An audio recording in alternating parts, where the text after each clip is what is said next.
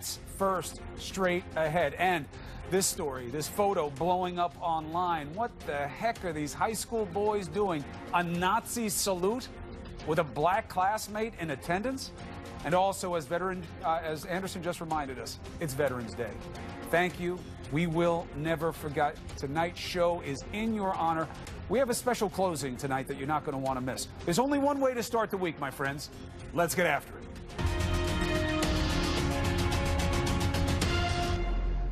All right, there's just been another concession, as I said. Democrats picked up a seat in the United States Senate. In Arizona, Republican Martha McSally has just conceded the race to Democrat Kyrsten Sinema. Here's some sound. Hey everybody, I just called Kyrsten Sinema and congratulated her on becoming Arizona's first female senator after a hard-fought battle. I wish her all success as she represents Arizona in the Senate. McSally handled it with dignity. Dog seemed okay with it as well. Sinema is going to be the first woman to represent Arizona in the Senate. We're going to have more on that milestone in a moment. But first, let's get to Florida. The recount fight has gotten toxic. In fact, the judge in one of the ongoing legal fights told both sides to tone it down. Why? Well, despite all the talk from people you're supposed to be able to trust, there is no proof of real fraud. And that doesn't mean that there are not counting issues and legitimate concerns. Tonight, we're going to test both camps that are going on in this ongoing counting, situation. Let's begin with Brad Todd, a senior advisor to the Rick Scott campaign. I didn't want to condemn the entire process, but look, it's always frustrating when we see the sausage being made. I want to ask you, though, do you agree with the judge that enough with the fraud talk? It should be open. It should be transparent. You should count every vote that legally should be counted. Save the implications until you have proof of the same. Well, in the case you referenced today in Broward County, the judge also agreed with the Rick Scott campaign that the ballots needed to be more secure. He's requested that 3 more sheriff's deputies be assigned to the ballots when they're not being used in the recount, which was really the remedy we were seeking. And so you were asking to impound the machines. You also asked for more security. The judge said, you go come up with a plan. You said we want more deputies. You already had people watching them. In fact, you had people there in advance of the voting in Broward County. The Democrat side, Rick Scott and Senator Nelson's side agreed to this remedy. Fair points? Well, that's fair point. But, Chris, the real problem in Broward County here is that the county election supervisor, Brenda Snipes, has not complied with the law. We have these laws in place to prevent fraud. When you don't comply with the law, we can't be certain there is no fraud. She wasn't complying. Then the judge told her she had to. She missed the initial deadline to do so last Friday at 7, but then did comply. You looked at it. It actually bore fruit for you. Wait a minute, Chris. Tuesday night, she's supposed to issue a count of how many votes she has left to count. Right. She can still, now, by the way, many other states, you have to actually have those early votes already counted by election, the time the election is at 8 o'clock. She merely has to tell us how many she had. Right. The numbers she gave us, she did not abide by. She continued to find 70,000 votes over the next few days. Right. You can't find votes. It's her entire job. She has 2 years to prepare for this, is to be in position to tell us how many votes there are to be cast. I hear you on that. It's really concerning. I have a question for you. Actually, I have 2 on this. One is, just to be clear, what that Democrat, and let's call her that, right, because that's one of the reasons you guys are suspicious. She is. Yeah, she was also asked to start the job by Governor Bush. She's been under Governor Scott for 8 years. If he really had a problem, he could have asked her, well, she's got to be elected, but he could have suspended her if he wanted to. He chose not to. So that case was about transparency, not fraud. The judge didn't find any fraud. There was no allegation that was credible of any fraud. It was about transparency, and that matters as well, but I just want to be clear about it. No, Chris, but the reason we have that law in place, the reason you have to tell us exactly how many more ballots there are to be cast is so that we can make sure you don't add some after you find out how many votes your party's down. I totally hear it. That's a very important law to abide 100%. by. She did not abide by it. It's actually also referenced in your Constitution. So there's no question that it is a really important mandate, and it needed to be adhered to. You went to court. You won. I have another question, though. She found more votes. All right, let's put that into the true context, all right? Voting is sloppy. It's certainly sloppy in your state. It doesn't matter what kind of upgrades we do. We know that anywhere you look, anywhere in this country, if a race is close, you're not going to love the process. But there's something that I keep hearing that I don't know how legitimate it is. We should count every vote. We should count every vote. Every legal vote I want counted. It was got to be full, clear, open. So now you're saying they're slow. There are real, legal, legitimate votes that they have. They may not make their deadline, but there are real, legal, legitimate votes, and you're saying don't count them. I'm saying you don't know what votes were delivered to the elections office by the time the polls close, and if any of those votes were added at a later time. You don't know that because she has not abided by the laws that are designed to prevent fraud. She also, by the way, Brenda Snipes admitted on television that she commingled ballots that were invalid and potentially fraudulent, had been deemed fraudulent. They've been deemed invalid and potentially fraudulent by the canvassing board. She commingled those ballots with fraudulent. She has a hard date. I get the date. I respect the date. Wait a minute, though, Chris. She admitted she commingled them and counted them anyway and said it was my decision. So she has counted ballots. Well, she said it was a mistake. She knew at the time that she put them in the bucket with the legal votes, they were not legal. I have not seen anywhere that she or any county commissioner has admitted to wrongfully and intentionally commingling votes. And I don't think you have either. I just don't think that you need to put a fraudulent spin on things. It's bad enough as it is. There's going to be a lack of faith in this outcome regardless. Well, Chris, and then we still have to see what the governor does about it. We certainly ought to have a little lack of faith in Brenda Snipes because a judge already found her guilty of destroying ballots illegally. True. She has a history of poor administration of elections in Broward County. Right. Now, not in this race, but the people keep electing her. Tonight on Anderson Cooper's show earlier, Congressman Deutsch, a Democrat from Broward County, refused to say that he would fully support her continuing in that job. That tells you that she has proven that she's not quite capable, not quite up to this job, and her entire job performing that job. Why didn't Governor Scott make a move on her and suspend her? Well, Governor Scott takes his responsibility on honoring the will of the voters very seriously. That is not a step any governor should take hastily. He did send monitors to Broward County. He tried to surround the situation. No governor should immediately willy-nilly overturn the will of the voters of the state. Well, but that you doesn't say that. absolve her of You say that, but hold on a abiding by second. the law. You say that. And you've got some high ground given where she is and her past. There's no question. But you are projecting the past onto the present. And before we put a halo on the governor's head, he came out with allegations of fraud. He didn't have a damn bit of proof. He told the Florida law enforcement people to look at it. They went to the Secretary of State, who's a Republican, and he said, I have no specific allegation for you to look at.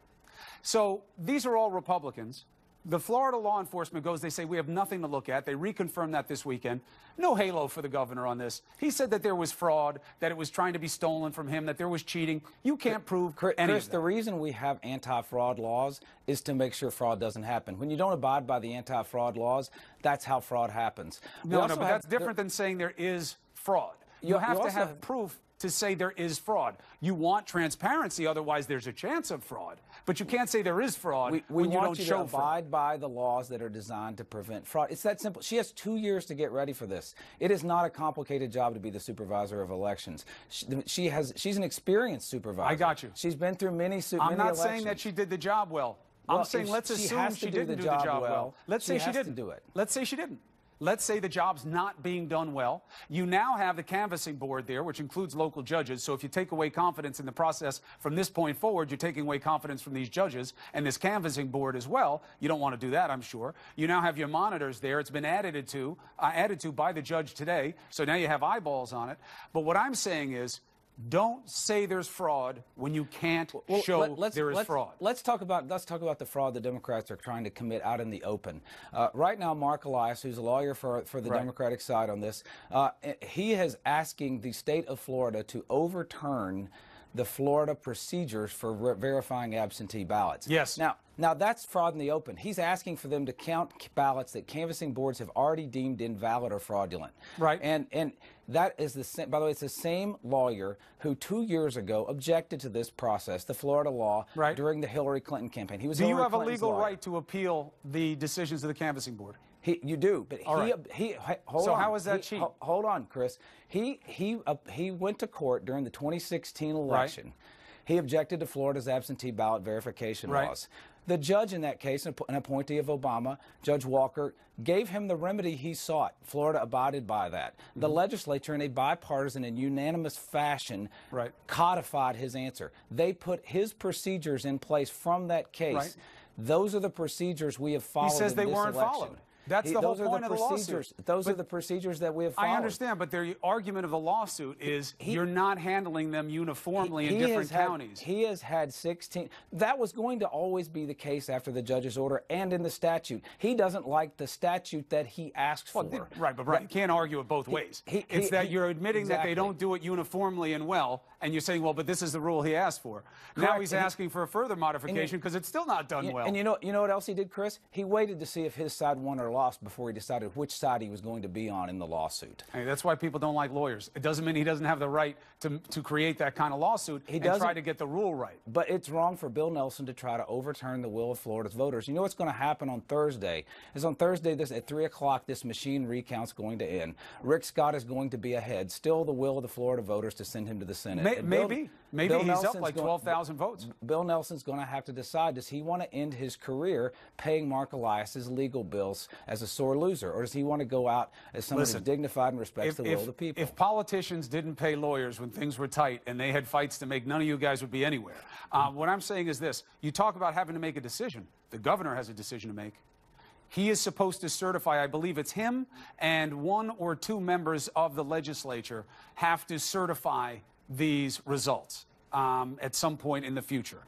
Is he going to do that, or will he recuse himself because of his own conflict in this? The governor respects the process. He respects the law. Even if he loses? He has only asked that the law be followed in Florida. That is his job. That's what if he loses? The law. Governor Scott has always been someone who's abided by the law. He's not going to lose unless they steal it from him in court, Chris. But what if he loses and he thinks they stole it from him? It's the will of the Florida voters that he be elected senator. It's been done in the count. I hear that. I hear that. Recount. And I heard what the president said. The president says you should have stopped counting on election night. Imagine if that had happened. You wouldn't know who won the race. You wouldn't have any idea who won this race if you stopped counting on election night, because you know those are all raw estimates and people don't even have their ballots in hands. But that's the president. You don't have to answer for him tonight. In Florida, you continue to count the ballots that you announce on election night in the days following. That's exactly right. And it's like that in most states, and you'd think the president would know that. But again, he's not on your tab tonight. The president he speaks for himself. The governor is going to have to decide whether or not he certifies this, because if he has the position you're outlining right now, that if they tell him, hey, they won their lawsuit, we have to review these signatures. It turns back, we contacted the people, and they verified that these are their ballots. We're going to count them. If he were to lose, and he thought it was unfair, would he still certify the results? Chris, the governor is going to be the senator. He is focused right now on what he needs to do for the people of Florida and Washington. He has won this election fair and square. He's going to win the recount. It's the question that's only in Senator Nelson's court. Is he going to abide by the will of the voters of Florida, or will he are going to have to deal with a moment where they're going to have to accept results they may not like? That's why I'm asking you. I'll give you the spin tonight on it, because we're still early in the process. We'll talk about this again. You're invited back. Give our best to the governor. May the man with the most votes win. And I look forward to having you back. Thanks a lot, Chris. All right, breathe well. That's Brad Todd. He represents Governor Scott. This is going to be an ongoing process. And again, the governor at the end of it, he's got to certify the results under Florida state law.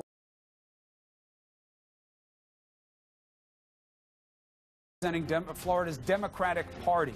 He's a veteran of that 2000 infamous ballot showdown. Can he defend the complaints about Democratic officials? You have trouble when there are extra votes. We had about a 20% higher turnout than was expected. We don't put the budgets in to help. That doesn't mean that she shouldn't be doing it more competently and efficiently, but it does mean there is no fraud. I was in front of the canvassing board yesterday, and I said, after coming out of testing the machines with my Republican colleague, that everyone is working hard, everyone is doing a good job, and while we would prefer for it to be more efficient, neither my Republican colleague nor I, who inspected the machines, found any fraud. All right. It is dangerous. It is dangerous to the process to constantly say the system isn't working. No, understood. It is. Understood, but you need to have confidence in the system, and that comes through efficiency. And finding ballots that weren't supposed to be commingled, that were commingled, hurts the confidence in the process. And now we're hearing that they may not have all the votes counted in time. That was 22 ballots. I would like to have that efficiency in my checkbook every year. It was 22 ballots. I don't know. I don't know that it's that casual a thing. If they're 22, how many did they not find? No. That's the problem with inaccuracy. Well, no, I appreciate that, but the real reason fraud is being talked about in Broward County is a precursor to have an argument that when the 25,000 undervotes in Broward County undervotes are those where people filled out ballots, but they didn't vote in every race that they were supposed to. It's called an undervote. An overvote is where they've voted for somebody twice or they voted twice in one race. So those are ballots that may be examined in certain recount situations. Go ahead. Correct. So in the machine recount, during the machine recount phase, the undervotes, if the machines weren't calibrated correctly, the undervotes are going to now be counted. And in Broward County, in a particular area, 25,000 people did not vote for the United States Senate who voted in the governor's race. Right. That's an anomaly that's hard to explain. So the governor's people are constantly picking on Broward County and saying fraud, fraud, fraud, because they are concerned if the 25,000 votes turn out to be correctly voted when the machine recount is completed. They want to have something to say about those votes. And the only thing they're going to be able to say, other than if they votes are legitimate and come through Bill Nelson's way, is that they were created by fraud. And why discredit the system? Why do that when all we need to do is calmly and succinctly do a machine recount, which is required by law? Well, that is what's going to happen, and we're going to monitor it, and we're going to watch it, and we're going to test it, and I'm going to bring you back, and we're going to discuss the issues as we move forward. Thank you. All right, Councilor Mitchell Berger, thank you very much. Appreciate it. Look, it's the way you got to do it. You got to hear from both sides, what they're putting out there, not just theories about what's going on and feelings about it because you've been there before. Let them make the case to you. Let's see how the facts fall on the bones on both sides. We'll go from there. So, you know, you're going to hear this mudslinging. You've been hearing it on TV all day. You're going to hear it for days to come. The facts in Florida. I threw a lot of information at you there. Let's do a facts first. We're going to lay out everything that needs to happen and when. Next. In Arizona, you know, gives us a little different perspective than what we had on election night. 51-47, there are two more seats. You got the runoff in Mississippi, and you have what's happening in Florida. Even if both of those go to the Republicans, you wind up having it 53-47. So they will have netted two seats. They picked up two seats. But think about it. The president's getting all these pats on the back about how, well, he won too, and he got his base out. Manchin won in West Virginia, right? That place is all Trump all the time. Tester won in Montana, all Trump all the time. And in Arizona, you know, that was Jeff Flake's seat. They should have been able to keep it, and they didn't. So as this story has evolved since last Tuesday, it's not looking as good as it was for the president. 53-47, look, that's a much easier passage point for them the next time a judge comes up if it's on his watch. But remember this, the map worked to their advantage in the Senate this time on the Republican side. In 2020, it works to the Democratic side. So good they get some of those seats back, maybe, maybe not. It's a long time away. All right, that's Arizona, and that's the state of play. Let's turn to Florida. Officials are racing to finish a recount into 3 statewide races in Florida: Senate, Governor, and Agriculture Commissioner. Here's what you need to know and watch for with each of them. 3 p.m., all right?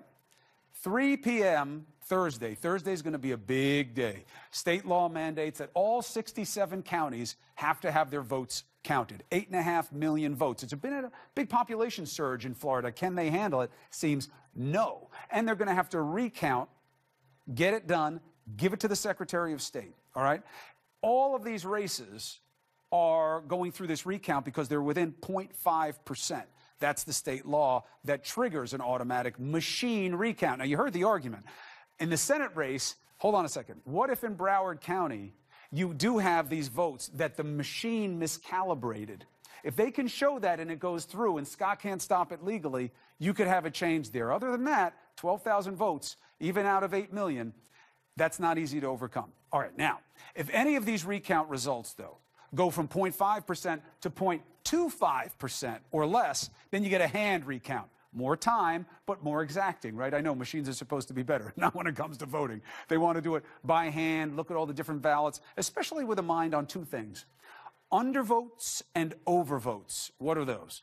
They are ballots in which voters either didn't pick a candidate for every race, okay, or overvotes is when they choose more than a candidate in a race. The undervotes are the ones the Democrats are playing to right now and saying maybe the machine got it wrong.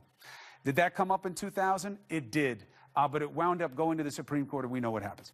All right, so it seems pretty straightforward, but here's a problem. Many are wondering, why is Florida so bad at this? 2000 all over again. Not really, okay? Here's why, some perspective.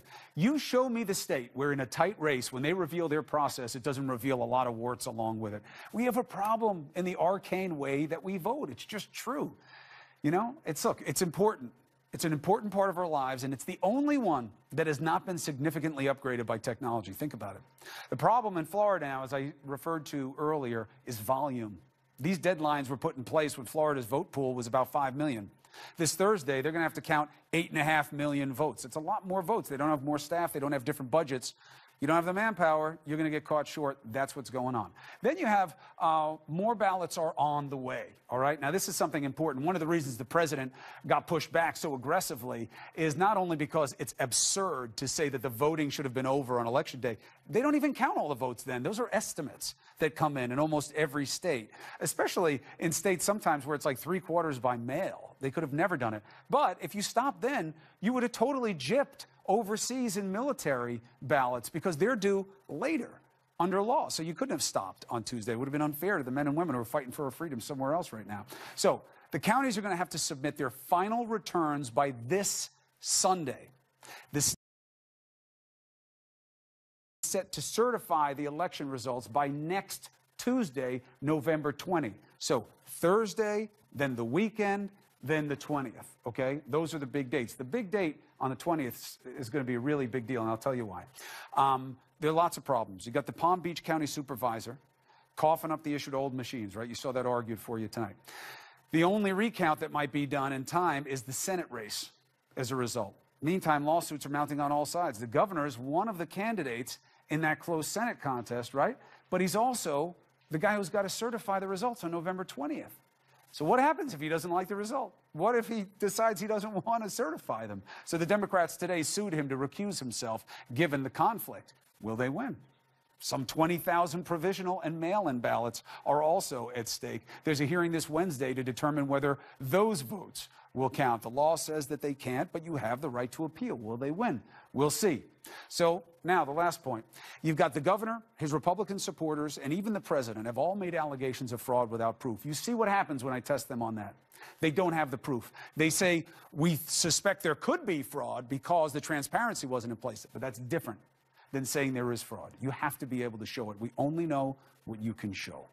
So just think about it. It's the governor's race, it's the Senate race, but it's also the agriculture commissioner. So what does that mean? That the fix was in so deep by Democrats in a Republican-led state that they even fixed the agriculture commissioner race?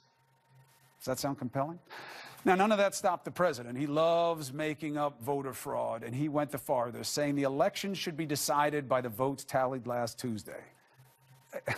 No state had a real tally last Tuesday. Just know that, okay? Yes, he's the president. Yes, you got to respect the office, but you don't have to respect everything he says because a lot of it is just bogus, and this is one point of proof of that, all right?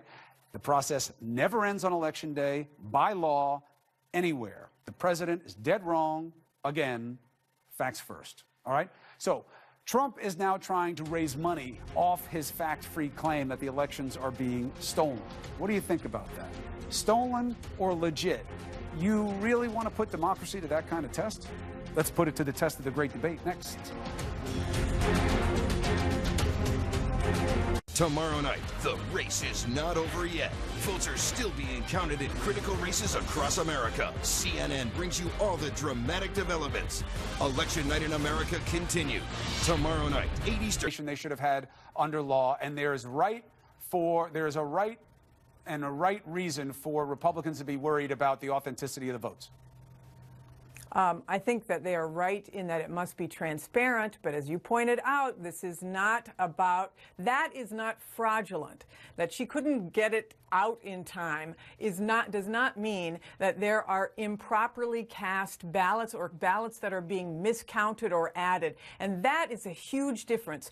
A mistake or an inability to abide by it because of the speed with which the law requires is totally different than saying that there's corruption, that votes are being stolen, that there is fraud. That, to me, is beyond the pale. This president is cutting the legs out from under our election system overall by casting doubt on this. And hey, isn't that why we're doing a recount to begin with? The recount has a Republican and a Democrat looking at every vote. You got to take anything to a judge. It is all transparent. It's being watched. That's why we should let every vote be counted and then accept the results. Like the judge said today, relax, Ken. You guys, enough with the fraud talk. Tone it down. Let's see what happens.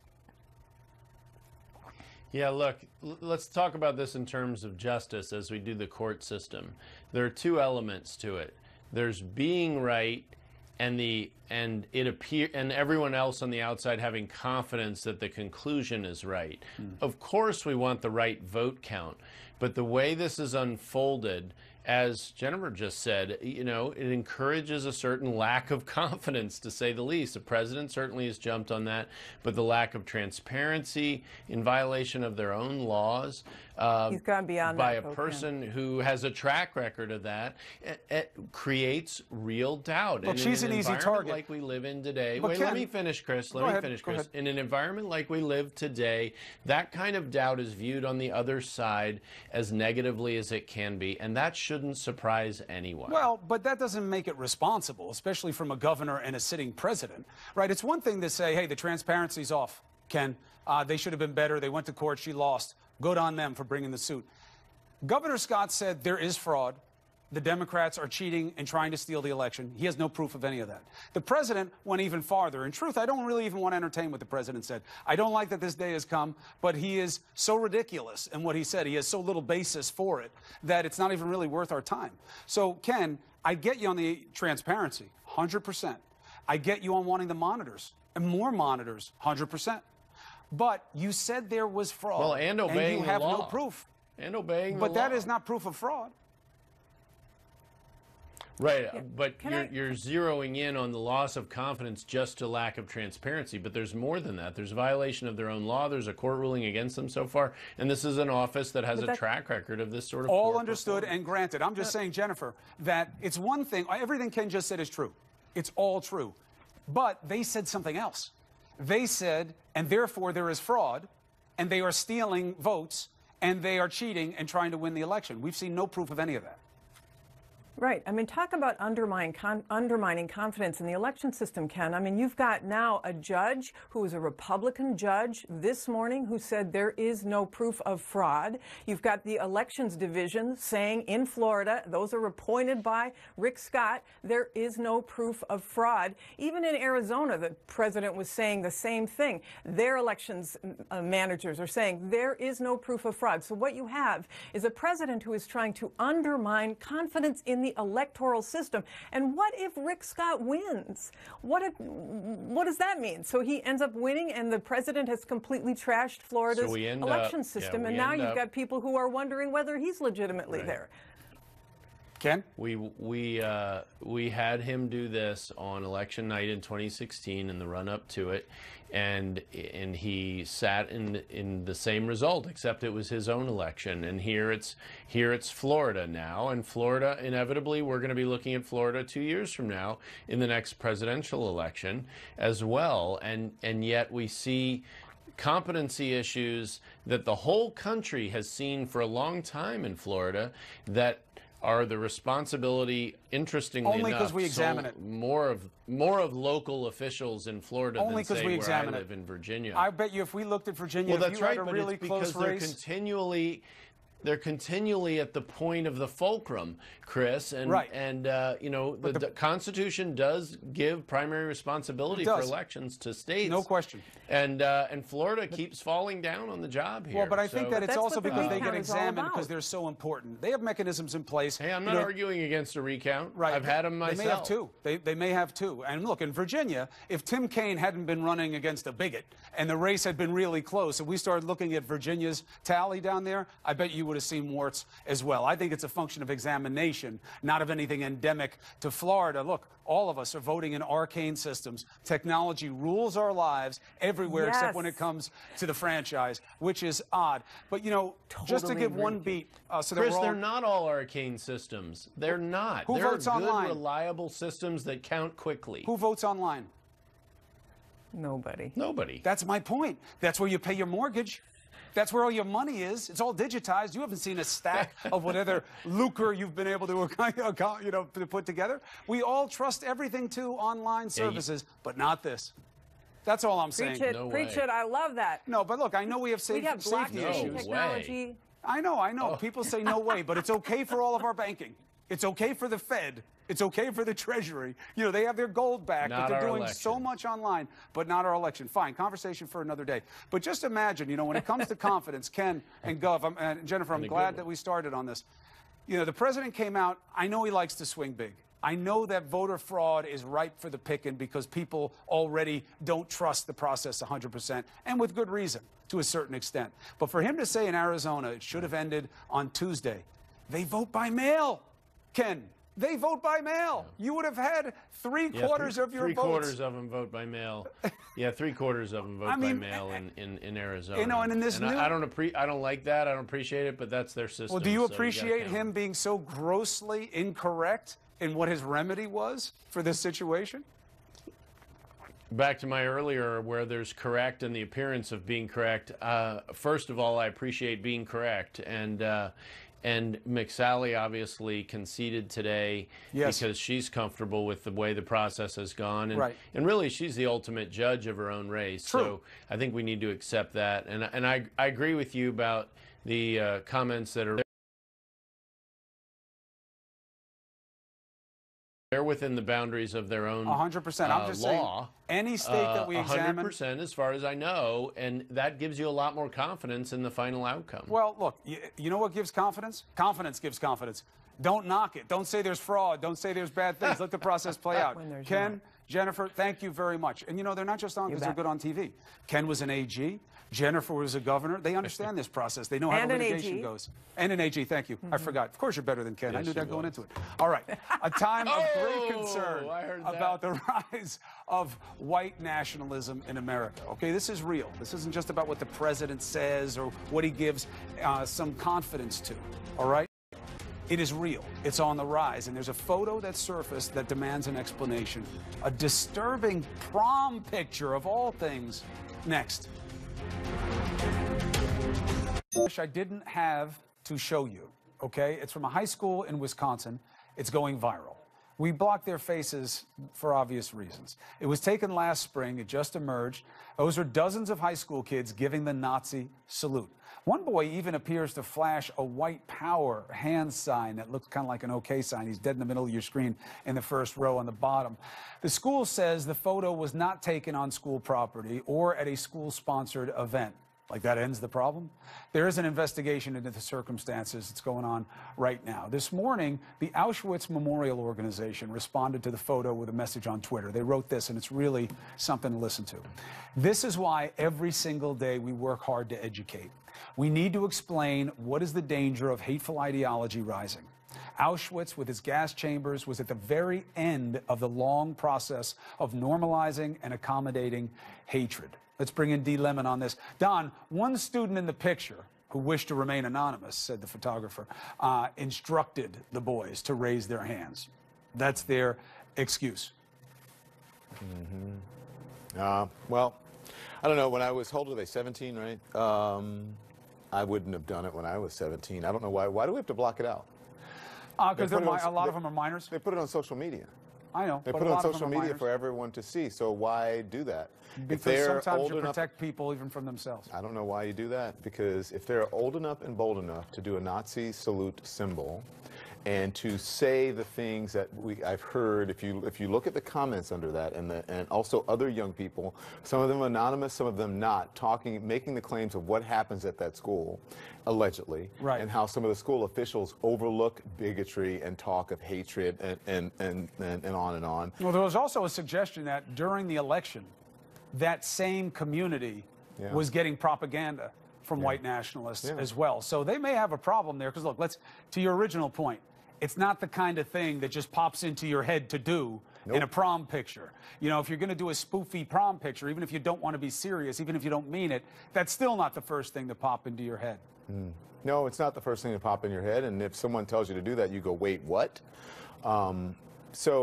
Listen, I've gone back and forth about this all day, meaning thinking about it.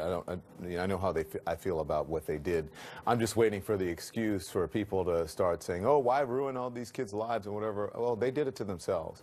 By the time you are that age, you should know better when it comes to these matters. And they have to learn it from the things that I hear that they're saying, again, allegedly, if they're indeed true, and there are enough students who are saying that it is, they've got a real problem there.